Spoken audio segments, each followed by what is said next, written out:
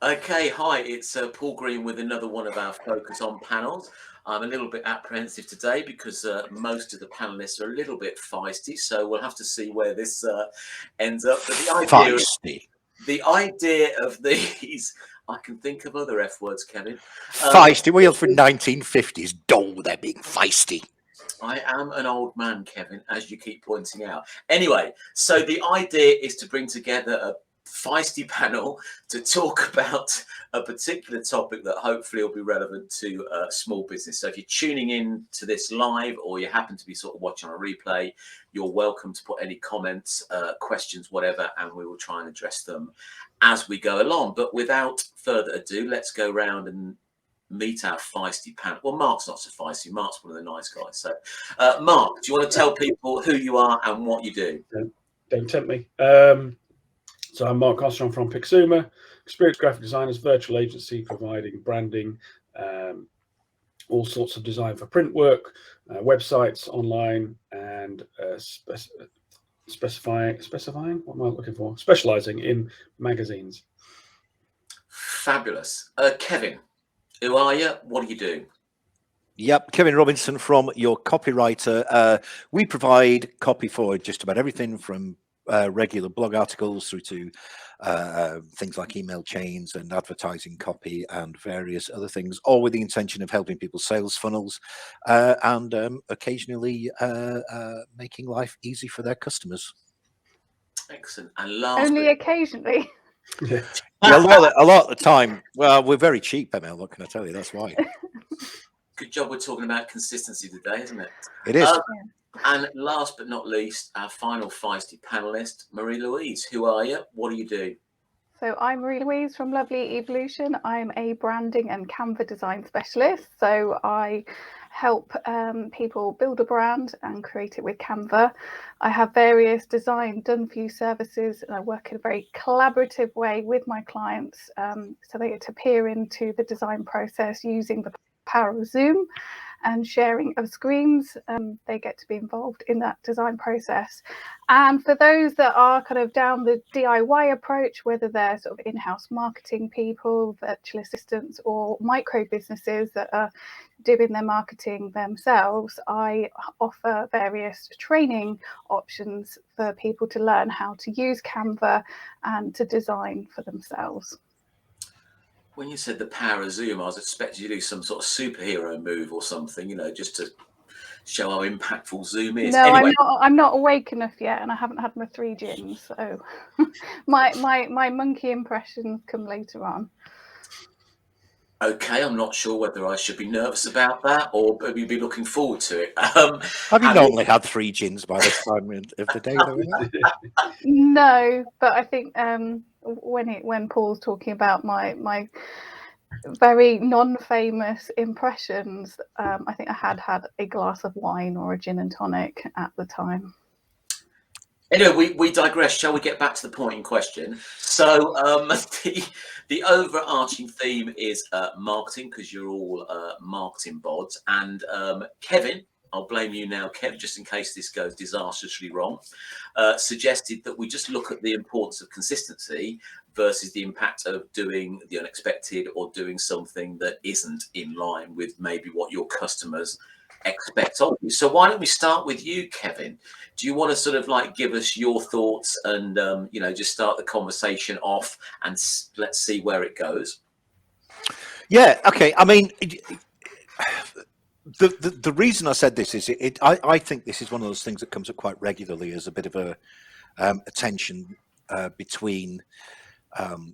point rather between the creators and quite often the engine of marketing, if you like, the process of marketing.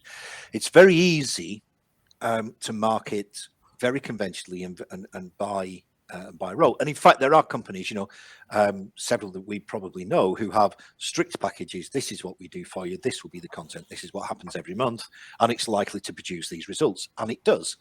But the tension comes when, if you look at the great marketing things of the past, the things that have really struck a chord with audiences and with purchasers, they were invariably not that. they're invariably something wildly off the wall and creative. And I suppose, you know, the obvious example is the Guinness adverts, the you know, the surfer ad, where it was, you know, right in the middle of prime time television. Along came this ad that was, to start with, way too long and in black and white, with somebody going, "It's weights, it's what he does. Here's to you, Ahab," you know, and it's absolutely nothing to do with the product, completely off the wall. But Guinness went from a failing old man's drink to a student drink overnight and became one of the most popular brands in pubs in Britain because of it. So I don't know, where'd you go? You know what I mean? Speaking of Guinness, I liked their advert with the evolution one. Yeah. Go bigger. I thought that was quite clever as well. Yeah. Yes, absolutely. And because they maintain that afterwards, you know, they just carry on doing it.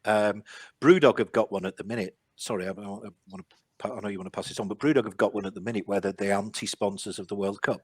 Anti-sponsors. Yeah. Oh, okay. And it's the world, and they put an F in cup. Yeah. I looked at it and I thought, do you know, whether you like Brewdog or not, that is a perfect thing, whether it's honest or genuine or not. It's got the conversation going. It may well be a genuine objection to the World Cup. I've got an objection to the World Cup this year for the same reasons. You know, but that's a great example of difference engine marketing, isn't it? Well, they appear to be taking a stand, don't they? And the proof is in the pudding, really, as to what they do next, isn't it? You know, if this is just a gimmick, they'll just do it once, and then they'll take a stand somewhere else or a different view. If they continue to have this sort of ethical approach in all their advertising, all their marketing, all their social media, then that will continue to build the idea that Brewdog are prepared to stand out by their principles, aren't they? Yeah. I mean, and you know, and another example every year is we get a plethora of now expected ads at Christmas, but every year they're all trying to do something different, aren't they, with those ads at Christmas? What's your view on Christmas, ML? Oh, well, no, that's a touchy subject for me today. I thought we weren't going to say the C word today. I will not be poo-pooed by Paul Green. We can talk about Christmas. For those that are watching that are wondering why this is so cliquey, I did ask the panel what they would like to talk about, and as we are approaching the season, Marie-Louise suggested talking about Christmas, and I didn't want to do that because I thought it'd be a little bit too specific and not evergreen. However, because they are very feisty, we're on the topic of Christmas. So ML, the floor is yours. Okay. Yeah, I mean, I think Kevin's right in talking, you know, and he's given some really good examples about, you know, in terms of doing things that are unexpected, they're going to be more memorable, but it does have to be tempered by having that consistent message out there. You know, it's all very well if you only did weird ad hoc, like very guerrilla marketing tactics. You know, that it may not work in the long term. It might just become this sort of gimmicky thing. I think it should be the kind of unexpected and really sort of big things. You know, they don't necessarily have to be expensive things, but certainly something that is really putting yourself out there, I think should be sort of more of an occasional thing. And it needs to be on balance with that kind of consistent message. So, for example, if we go with Apple as a brand, you know, they've got very consistent advertising and message, but they do occasionally come out with sort of very cutting edge and certainly historically cutting edge methods of getting their marketing message out there. But they've been doing the kind of solid groundwork beneath that as well. They're still doing, you know, do the print advertising, doing, you know, all the other forms of advertising there. So it needs to be a bit of both, really, in my opinion.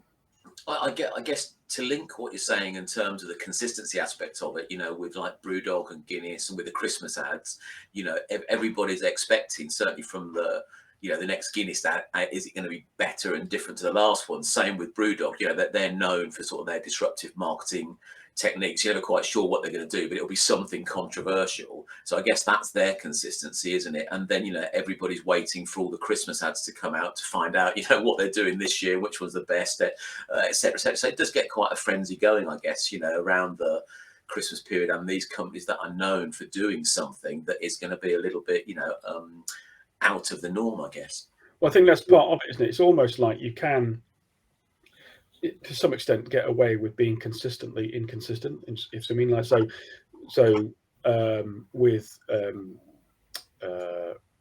with Tango some years ago, they started doing a sequence of really just all their ads were wacky. They weren't necessarily connected together, apart from they had a sort of hidden camera vibe about them a little bit.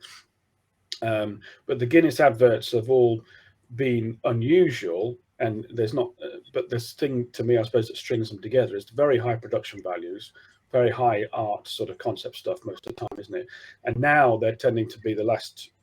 I can't remember the specifics, but I remember over the last few years, what they've tended to do is just use black and white things, so that there's sort of things that are alluding to the pint of Guinness, but not actually showing any of the drink at all. But it's in there. That's their consistent aspect. But it's still doing sort of adverts that trying to grab your attention. But I think if they went to something that was very high art, and then did something like the Tango adverts, just really weird and wacky and cheap sort of look, then that would break. It would still be inconsistent, but in the wrong way for them somehow. And it's I think it's a tricky balance to get, because I think the most logical way to do it is to do the Apple way, which is to be absolutely down the line consistent with everything, really, really contain the stuff very well. But brands like Guinness get away with doing things a little bit different, but they've got such a strong brand behind it, and that's I suppose that production value and everything else holds it together, doesn't it? Mm. But they've also taken that first step of doing something to really shake things up.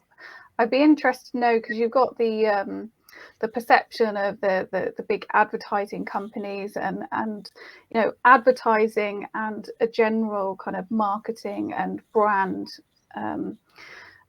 plan and strategy can be a little bit two different things, and it'd be interesting to know how much autonomy that the advertisers for these big brands, whether because they're coming up with all these out there ideas, how does that fit in with the grand scheme of what that brand is trying to do? Like, when is it just purely a gimmick and can be detracting from the brand itself, or is it back to that thing of like all kind of PR, all advertising is good advertising, as it were?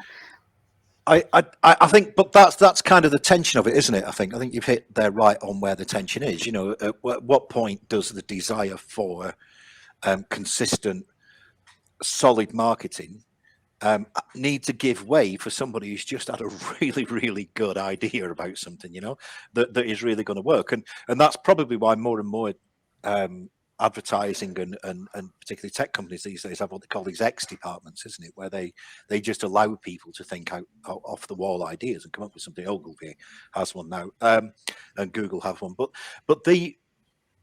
Mark mentioned Tango there, and Tango are masters of this, and they did all a repeat of those adverts where it was all something really strange, and I think response is quite often, response to outside is quite often where people get really creative with the less consistent marketing, because one of the Tango ones, the ASA banned it. They upheld it because it was about a megaphone, and kids were sending off this free megaphone and then using it to bully people in school playgrounds. Right. So the ASA went, "Can you stop that, please?" So they did a follow-up ad, which was just, I think it was actually James Corden just reading a newspaper for 30 seconds. Because this ad had been banned and they bought the airtime. So when at the end, about 27 seconds in, he just looked up the camera and went and just carried on, And that's an amazing response, isn't it, to an external pressure to keep your advertising campaign going. So it's that, but it doesn't have to be big, You talked about high concept, and I don't think it does. I think it doesn't need that. At that level, you do. But I think at the SME level and at our level of our clients' level, we can do something interesting now and again. I did the Haribo thing. Me and Stephen Church with the Haribo thing is a great example of that. Such a minor disruptive thing to do was that I gave out Haribo in that in a network meeting. And then Stephen came, bless him, 2 weeks. He's a good and dear friend of mine. 2 weeks afterwards, and gave out cupcakes just to one up me on the previous thing. Well, that's just the Guinness advert on a smaller level, isn't it? Mm. We're all waiting anticipation for your next response, Kevin. So no pressure. Well, So let's put it this Might way: be Stephen knows. little cans of Guinness or something at this rate. No. Stephen has learned never to stamp on a burning bag on his doorstep, though.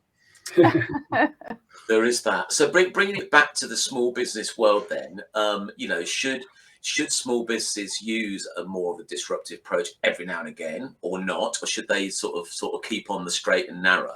Because I guess there's a higher risk involved as a small business of getting it wrong. And I think there is a higher risk involved because what I was going to say was the bigger brands can get away with this to a certain extent because they're bigger brands. They part of the thing about John Lewis ads is that it's sort of self-referential, isn't it? People wanting to know what they're going to do next. It becomes such a big thing. But also, I think it would apply to them and to the SMEs that as long as the thing that you do isn't against your values and hopefully is fully within line with them, then I think you're okay, aren't you? And you, as a small business, you can do things unusual as a little standout, as long as it doesn't break from who you are or suddenly seem to be changing direction or something like that. It's a slightly off the wall reference, but it's the first thing I sort of thought of in terms of this is we see people frequently in networking, online, on social media. I can think of a couple of examples at least where people turn up doing something and then you don't see them for 6 months, and then there's a new big thing. There's something else. They're doing something different. And it reminds me of, I don't know if anyone's seen the Morgana Robinson impression of Natalie Cassidy from EastEnders, where she's just doing this and it turns up and she's doing something. Oh, I'm doing this now. It's something completely different. Whatever it is, she's now working as a cleaner, or she's now doing this, or she's doing something else. Oh, I'm doing this now. And it's sort of, that's whenever I think of people when they pop up on LinkedIn once a year, every 6 months.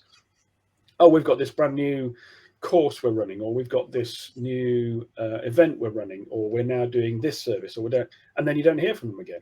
And then it pops up again, and it's either the same thing, but it's so much later, or it's actually something different. And for me, the consistency there is it's better to do something small and do it regularly and be consistent with it than some massive great event and then disappear because it's just so short-lived.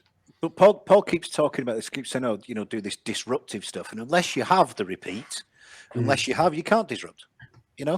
Not at the SME levels anyway. Unless you've got that regular output and that regular thing, how do you disrupt that if you've not got it there in the framework in the first place? So I think, I mean, I don't think anybody in marketing would ever argue that you should only do that kind of unexpected stuff, because to start with, you're making a rod for your own back that every couple of weeks you've got to be wildly creative, haven't you? But it's well, as you say, it can't be unexpected if they didn't have anything to expect from it in the first place. Absolutely, yeah, totally, yeah. So you can't disrupt unless you've got something to disrupt, can you? It stands to reason. So I guess, I mean, I don't know where the line is between those two things is, and or even whether things like, like Canva has templates that and obviously some are going to be more popular than others. The ones that ML creates are obviously the most popular, we assume. But you do tend to see now, don't you? Particularly on social media, you do tend to see repeat of a specific background, a specific picture. I'm that meeting with that woman going like that in a big jumper to 4 other people in an office, a glass office. I must have seen that 6 times this month already. It's a great picture, but stop using it now. So there is a point where steady and consistent and having access to these things actually does start to work against you, doesn't it? Well, I think that comes down to knowing the marketplace and being aware of what's going around you. And there's a difference between being aware of what your competitors are doing or what the trends are for this course or that technique of sales, you know, in terms of like lead magnets, funnels, all these different tools to get you to market. It's about making sure that you're doing it for the right reason for your business, and how can you inject your own brand's personality. And I guess that comes back to sort of going back to the basic of, you know, what does your brand stand for, you know, what's your vision for your business, and leading with that in the decisions that you're making, rather than, oh, Bob over there's doing that, so I'll do it too, you know. And then you have this thing of everyone's doing the same thing, and if you're not doing it, you feel like you should be doing it, without actually considering that kind of marketing technique, whatever it is, whether it's disruptive marketing or sending out jelly beans, or you know, bringing cupcakes, whatever the technique might be. But the other side of it is, you know, for me the word disruptive, or you know, is almost has quite a negative kind of tone to me, like, because it's about being a bit controversial potentially. And I think that's where you can be disruptive by being unexpected, and it can be in a positive way, like, you know, sending a gift package through to a client or someone that you've connected with. It can be, I know Mark is very good at doing follow-up calls with past clients, just with no agenda, just, hey, how you doing? And that's unexpected, but it's not necessarily a negative thing. And I think when you're a small business, doing something that's disruptive, but like in a controversial, potentially negative or offensive way, could be recipe for disaster. And for that, you'd have to be really, really clear in your own brand message and vision, that actually you want to put your middle finger up to everyone, because the right people be like, yeah, stuck the middle finger up, and you know that you're connecting with those right people who identify and celebrate that kind of like attitude, as it were. But you know, we're in a time where we're also very sensitive. We're all there on our keyboards. You know, I've put stuff out there which I didn't think was offensive and have experienced backlash, you know, albeit very occasionally over the years. And you never know how someone's going to you know, receive your post. And the same thing can be said for you know, if you're deliberately putting something out there that you know is going to offend a few people, you have to be very mindful and expect that backlash. And I mean, you know, it's a lottery that we do with just showing up, just having an opinion, just trying to run a business. But I think it's making sure that what you're doing, have you sense checked it from different angles, particularly if you're going to do something that is really unexpected, really out there, really potentially controversial.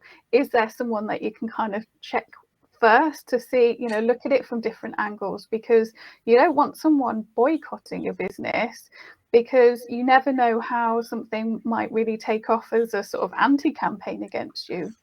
Yeah. But the other end of that, of course, is, and this I think is the real dilemma of it all, when you're talking about offence and you're talking about being genuinely, you know, disruptive because people are of a controversial view or whatever, is that the other end of that is, if you don't do any of that whatsoever, what you become is vanilla and bland, and nobody sees you. And I think the classic example of that is, I know for a fact that several beers sponsor several different cups for rugby and football, but I couldn't tell you which one does what or whatever. There's quite a lot of green, isn't there?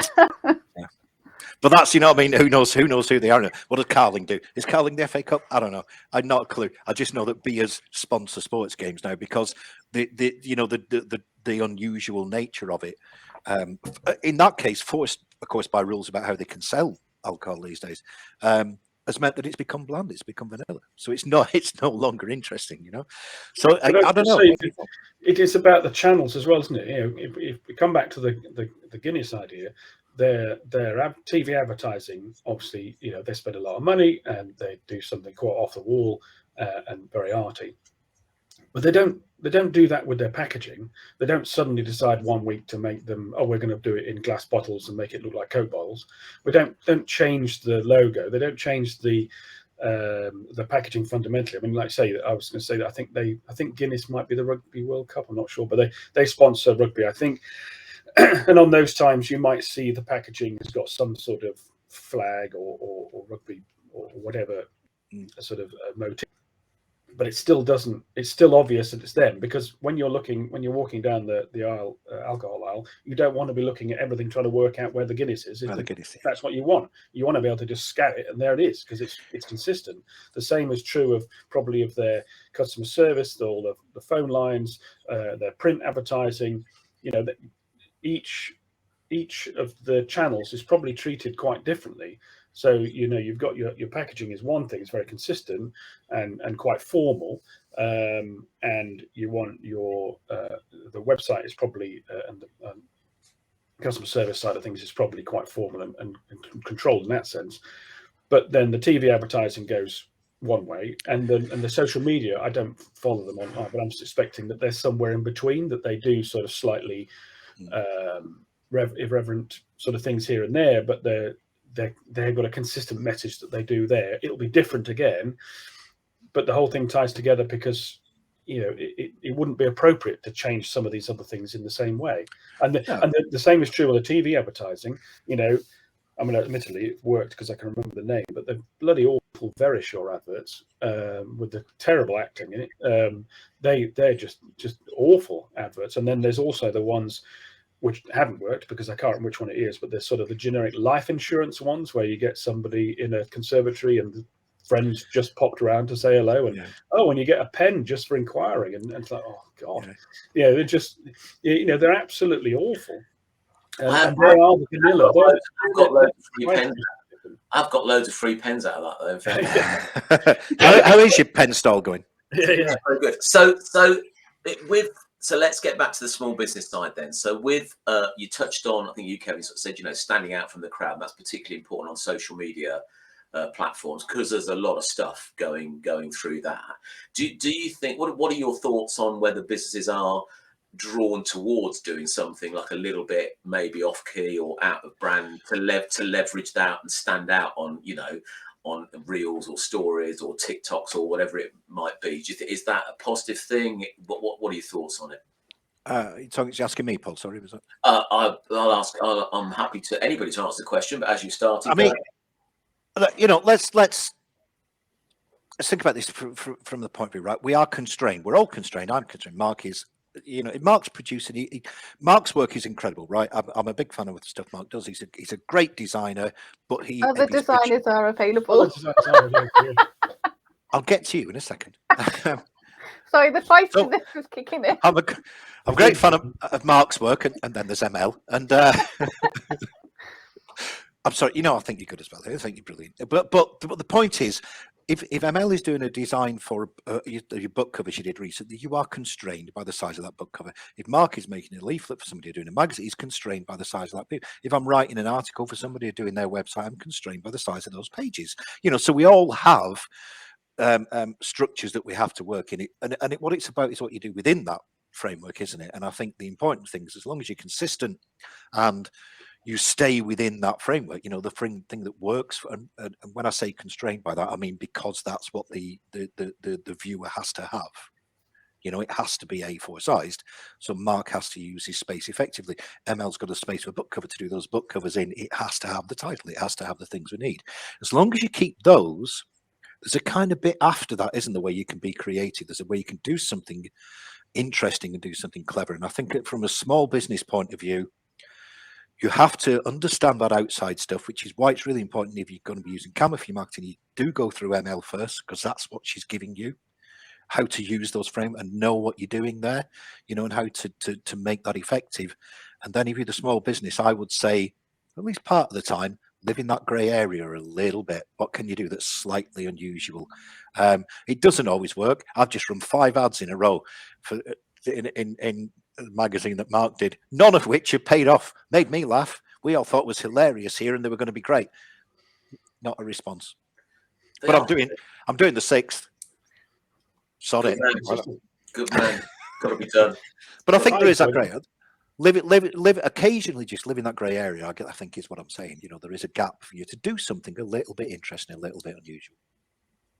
I think it's yeah. Do also I still maintain do something and do it regularly, do it consistently. It doesn't matter. It doesn't have to be something big. It just needs to be something, because you talk about social media. You don't need to be on all the different platforms, and you don't need to be doing print advertising, TV advertising, podcasts, radio, network, all these different things. You don't have to do everything of everything. And I think because otherwise then you end up not doing any of it very well. So you're better off just picking a few things, just doing them in a small way, the way that you can do consistently.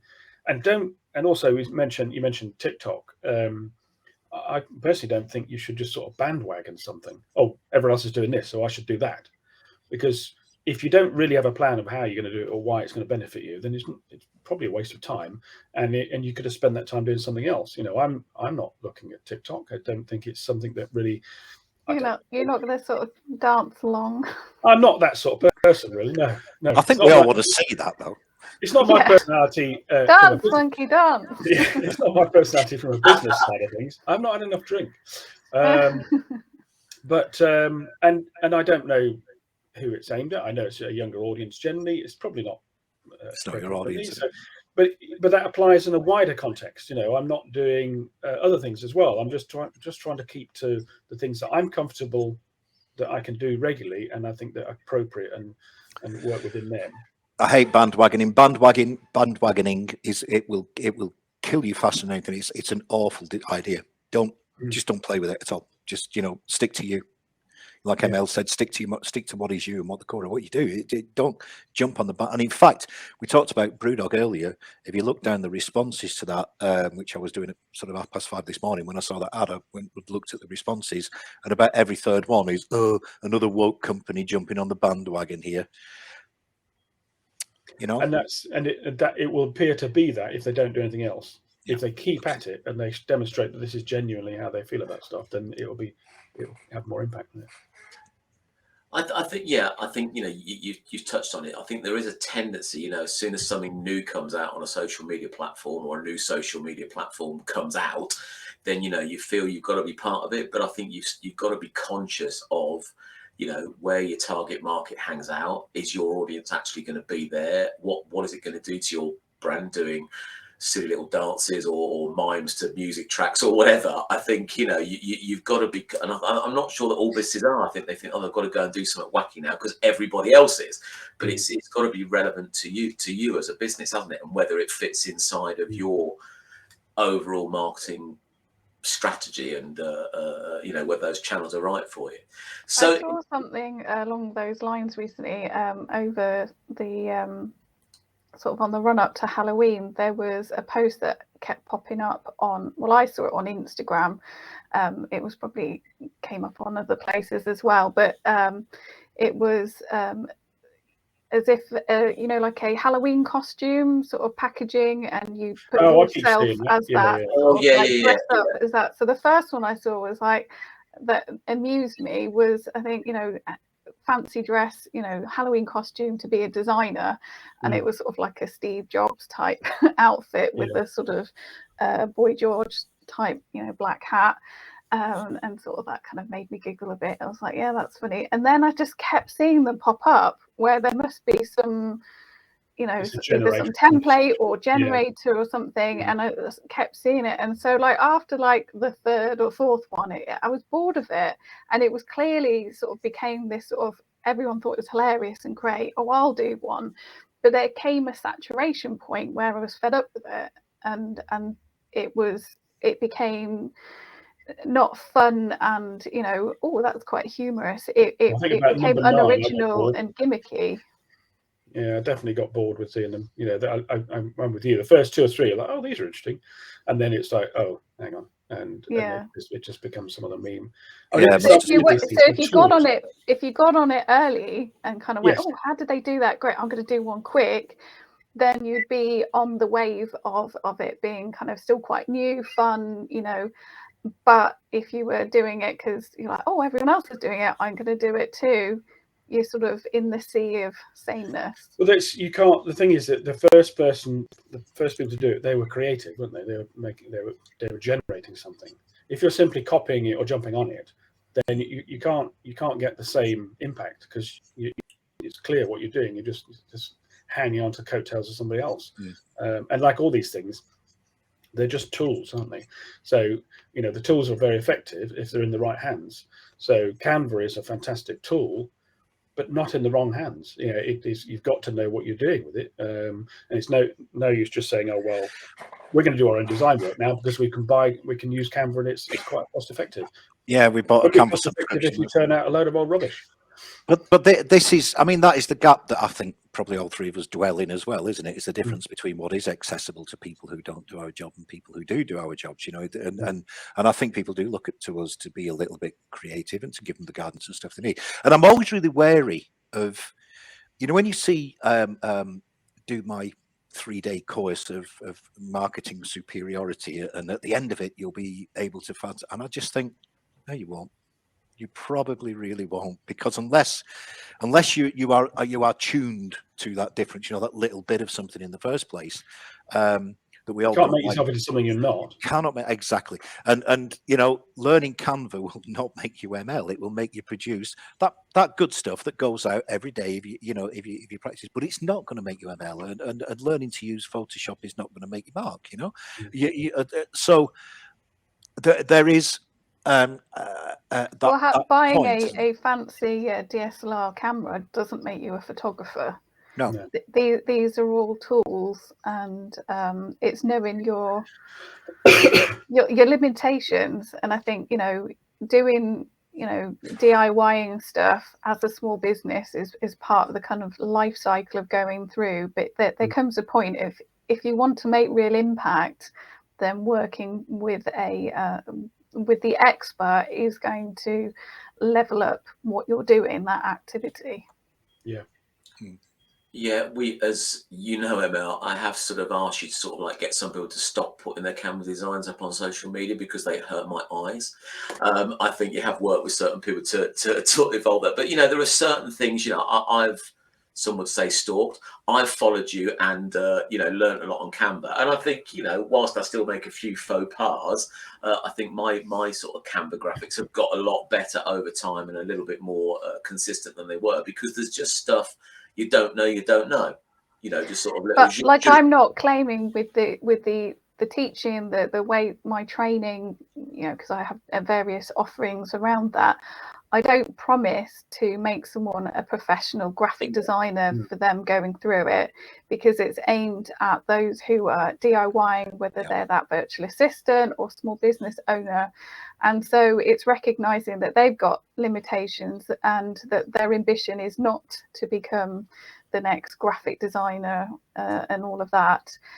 But I have seen it where there are people outside of my kind of circle of influence who, you know, I see it with the stuff they're promoting, that they've clearly been using Canva for like a year and suddenly they're this design guru, and you're like, well, that kind of gets my nose out of joint, because, you know, I've studied design, I've studied branding, I've been in the industry for a long time, and so that has worth, and I happen to use Canva as the tool.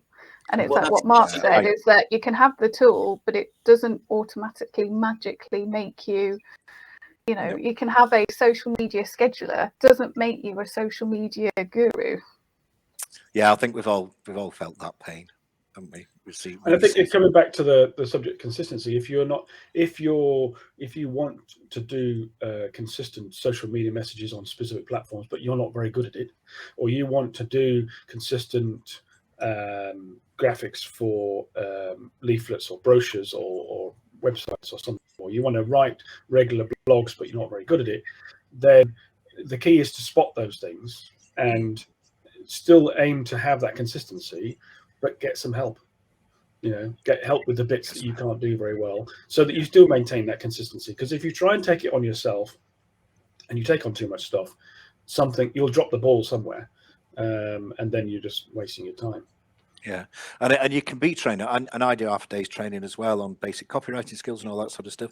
And I, you know, I'm promising competence. I'm not promising outstanding skills. You know, I'm promising enough that you can do it yourself to a certain level. And I think to promise above that is, as a lot of those marketing courses do, is disingenuous at times. You know, if you were going to be a great graphic designer, you'd have probably done it for a job in the first place, wouldn't you? You know? Yeah. Yeah. So just before we wrap this up, then, just something was touched on earlier, which we didn't sort of like go. There's a lot of touching going on. Yeah, it's quite inappropriate, actually, Paul. You know, we're live. Yeah. It's not the virtual pub now, guys. So now you've made me forget. No, I haven't forgot the question. So on the controversy side, you know, is there a balance for, you know, having a post, let's say, that is a little bit edgy, that you know it is going to actually get not someone's nose out of joint or rub them up the wrong way, but to get some traction, to get some engagement? Because if it's just a bland post that doesn't do that, is it worth posting anything at all? So what are your thoughts? It's only for shock value, then I'd say no. If there is an underlying thing, if that it leans into your, you know, your core values and your you know, I've seen quite a few really interesting posts around coaching and, you know, the ethics behind, you know, that there's a sort of recognition that there is some bad practice going on. I guess like in any industry there are, but it seems to sort of suffer with it quite a lot more. There's a lot more coaches out there and coaching courses, etc., etc. And so I think there's been some quite interesting disruptive posts out there, which is, it's about starting the conversation and around that, you know, have you experienced that and stuff like that, and that is aligned with that person's core message of what they're trying to do. And so it's relevant, and there will be some controversial things that would come out in the comments and the debate there, or people sharing their experiences. But I think if you're just purely doing it to shake things up, then that's a bit disingenuous. It's gimmicky.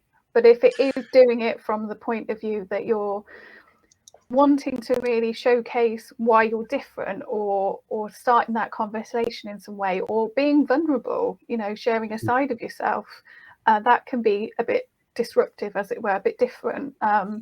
Then that kind of picture perfect facade that we try and put out there as professionals, being a bit vulnerable at times can be really impactful too. But unfortunately, I mean, the thing is with social media, which is generally where that stuff occurs, isn't it? You know, more than anywhere else, it's weaponized itself, because if you do something controversial, it tweaks the algorithm. You know, you get the rows, you get the responses, you get people coming back to you, and suddenly you're pushed up. The algorithm pushes you up in terms of engagement. So it's sort of weaponized itself.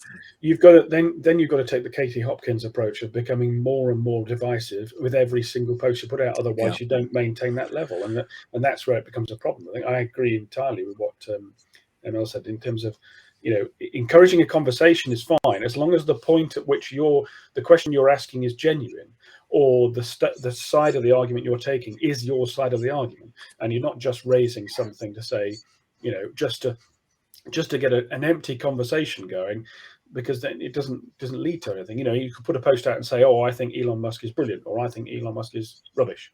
You know, that would get some traction. That'll get people commenting one side or the other. But it doesn't really mean anything. It's just empty.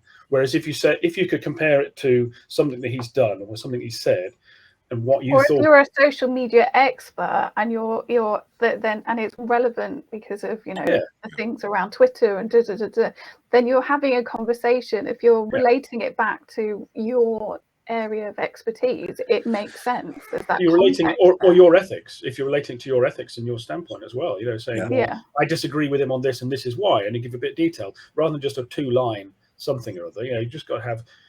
You know, or being controversial, because there might be sort of aspects of what he's done that you agree with, and you explain those things, but also counter it with maybe other things. So it sort of helps people to see another viewpoint on it rather than sort of the headline, you know, response, as it were.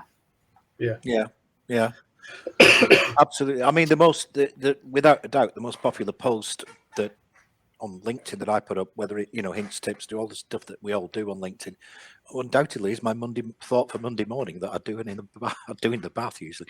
On Monday morning, just a random. That's an image for you, isn't it? Thanks. But just a random for thought that. that's going through my head, and I put that, and that sometimes gets a huge amount of engagement, more than any other post. But it's because it's you being you, isn't it? That's it. You're not just making up stuff just to get, or what will prompt a response. You're writing what you believe. Yeah, but I know I am. I'm joking. I mean, thanks for sharing that. I didn't realise you had a bath that often. No. So, okay, so on that note, I think we'll leave it there. Thanks to my feisty panelists today. We're here every Tuesday at 11 o'clock talking about some random thing. It's not always as bad as this one, but hopefully you can tune into a future one and see how it could be. See how it can be improved. Thanks a lot, guys. Bye for now. Bye. Bye.